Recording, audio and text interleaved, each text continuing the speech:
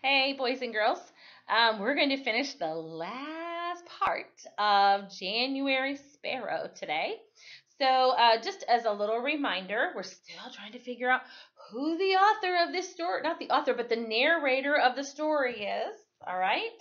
So, the last time we read, we found out that the slave catchers, or the patty rollers, as they call them, came to Marshall, Michigan, where the Crosswhite family was staying, and they found the family. Okay, and they said they are going to take them. And here we have the crowd who is saying you are not going to take them.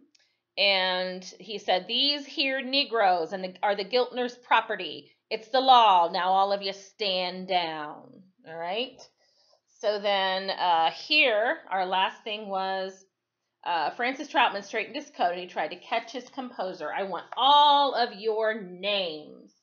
He took a pad from his pocket. "And I'm taking these names to your judge, demanding that he order your arrest.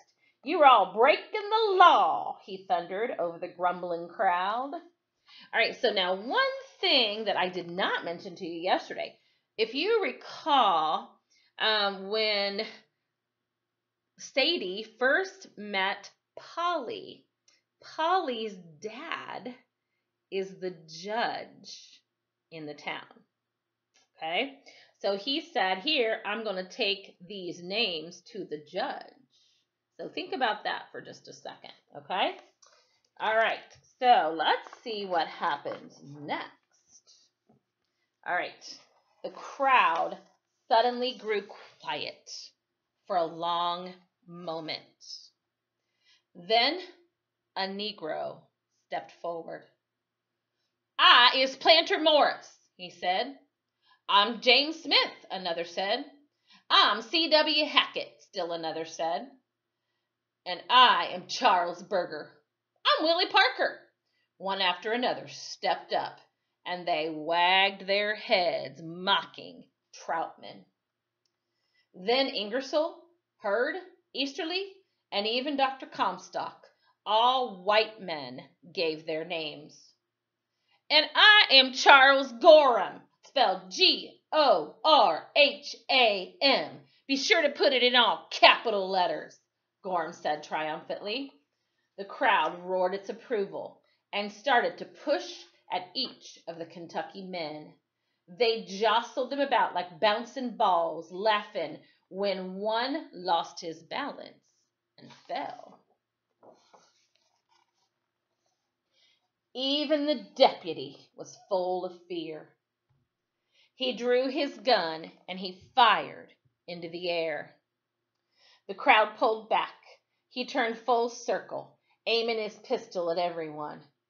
"The fact remains," he said breathlessly, "that these here Crosswhites are fugitive slaves." He whirled around and the crowd roared. "Under the Fugitive Slave Act of 1793, these men have the legal right to take back these here slaves," he turned around, "to their rightful owner." The crowd roared at him. He lifted his pistol at them again.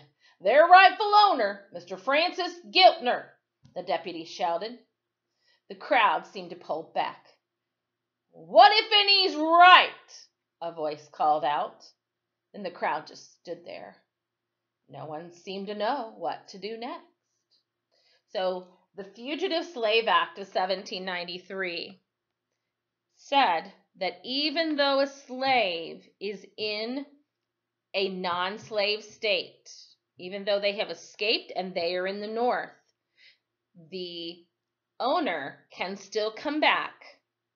They can go into the free state. They can take them back. And in the law also stated that if you were harboring a slave, if you hid a slave, then you had to pay $1,000 for each slave that you harbored or kept. If you were a white person hiding a slave, you had to pay $1,000 for every slave, and you had to go to prison for 6 months. you had to pay and go to prison for 6 months if you were harboring a fugitive slave. And if you were a slave, the likelihood that you being brought back to your owner, you're either going to be beaten or beaten to death. So that was what happened with fugitive slaves. All right. So a voice called out, "What if he's right?" Then the crowd just stood there and no one seemed to know what to do next. All right, now, I don't know if I can show you this picture yet. Yeah, I'll show you this picture. All right, take a look at this picture. Who do you think it is?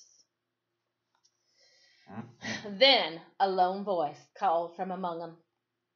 "If you let these men take this family back to Kentucky, they'll be whipped and tortured and left for dead, like I was." A young Negro stepped forward and stood in front of the Crosswhites' door, facing the crowd. "This is what'll happen to 'em," he said as he removed his overcoat and then his shirt. And the bitter cold steam rose up off of his scarred skin. He put out his arms and he slowly turned his back to the crowd. All that stood there was stunned to silence. "You!" Ford hissed as he stared at the young man. "Boy, you should be dead." "We should have lynched you," Lee grumbled as he spat at the young man's feet. So who is this young man? If you said, well, I'm not going to say it. If you said January, you're right. January! I knew he was alive!" Sadie called out as soon as she saw his face. She took his hand and she pulled him into the kitchen where all the Crosswhites wept and hugged him. "You've come to us! Praise God, you're back home to us!" Adam cried as he held January's face in his hand. Outside the front door, the crowd was louder and angrier than ever. January gave them the reason to press into the Kentucky Four like a Michigan tornado. They pushed at them, tugged at them, and yelled at them. When Mr. Gorham put up his hand, the crowd listened. "This is a matter for Judge Hobart," he said. "Judge Hobart! Judge Hobart!" The crowd roared, and they pressed the Kentucky Four right up off their feet. Then they herded him down the street like cattle, right down to the courthouse.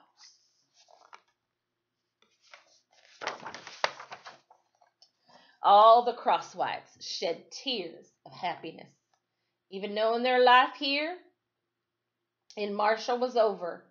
Then that Giltner knew where they was. I wasn't safe here either. Now that they knew January, was alive, we'd all have to set out for Canada. So who's the author or the narrator of the story? January was telling the story the whole time. Within the hour, we had almost finished packing what we could do when Mr. Ingersoll arrived in his wagon to take us to Jackson to catch the train heading for Detroit. He was all out of breath and covered with snow, but he was smiling so broadly everyone wondered why. Judge Hobart just jailed Lee, Ford, Giltner, and Troutman for attempting to kidnap you and for assault, he said, laughing and slapping his knee. Adam and Sarah looked at each other puzzled. His clerk said to tell ya he's going to hold him in the jail for the next 2 days. That should give you enough time to get on to Canada before they can catch up with you, Ingersoll trumpeted. So they're going to hold him. Judge Hobart, Polly's dad, is going to hold him in the jail so they have time to escape. Sadie smiled to herself. She knew exactly why Judge Hobart kept them there. Polly must have told her father the secret. Thank you, Polly, Sadie whispered to herself, and then she smiled. But tears filled her eyes. There would be no time to say goodbye to Polly, her best friend. What's she holding in her hand there? Looks like she's got January Sparrow right there. I guess some secrets is meant to be kept and some ain't. Now, I said at the beginning that this here was Sadie's story, but I guess it's just as much mine too. That day back in Kentucky, when I was beat so bad and I felt staked out for dead, I left staked out for dead, that night, Adam came for me. He carried me himself into the woods and he hid me with Thaddeus Quill. Oh, he dug a grave all right, but he put nothing but field rocks in it. He marked it so the master and the patty rollers would never look for me again. When the crosswrights left, Thaddeus brung me Sadies Sparrow. He knew how much she loved it, and he knew that one day I'd find her and give it back to her. So I carried that sparrow for 4 years, all the while hoping to find the only family I ever knowed. So when the sparrow was given to Sadie in Marshall, it was actually January, not the patty rollers, who gave it back to Sadie. I guess I repaid Adam Crosswhite for saving my sorry life by being there early that morning when the patty rollers was trying to take him and his family back to Kentucky. Now we's a family again. We left Marshall knowing that there was talk of freeing the slaves and even talk of war with the South. So even though we was all sad to leave, we was full of hope too.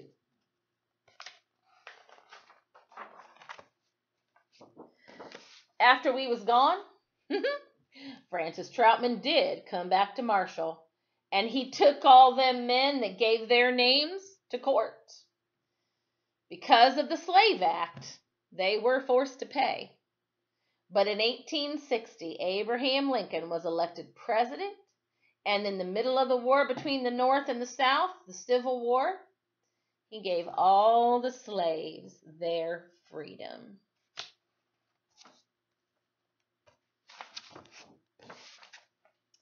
Now, I know all the history books will say that the war was started with the first shot fired at Fort Sumter. But for us and all the citizens of Marshall, Michigan, the real first shot was fired that morning in January 1847 with Adam Crosswhite. Leastwise, that's what we believe. After the Civil War, the Crosswhites returned to Marshall. They lived their lives both there and in nearby Battle Creek, Michigan, in freedom and in peace. Sadie remained a lifelong friend of Polly Hobart, Chancellor, and continued to be a devoted sister to her beloved January Drum. Upon January's death, and shortly before her own, Sadie Crosswhite Crosby held her most prized possession bundled in a faded piece of worn calico. Inside was a small carved sparrow. She took it to her fireplace and committed it to the flames. Then she spoke these last words to her only son. "It's fixin' to fly, and so is I." And that is the end of the story. All right. So you've learned a little bit about the terrible, terrible time that the slaves had. But we also found out that the slaves were freed after the Civil War, during the Civil War. So, great story. I hope you enjoyed it. Tomorrow I'll be starting another story. We probably won't get it finished, though, before the end of our school year, but we're at least going to get a good start on it. So, all right, I hope you guys have a fantastic day. See you later.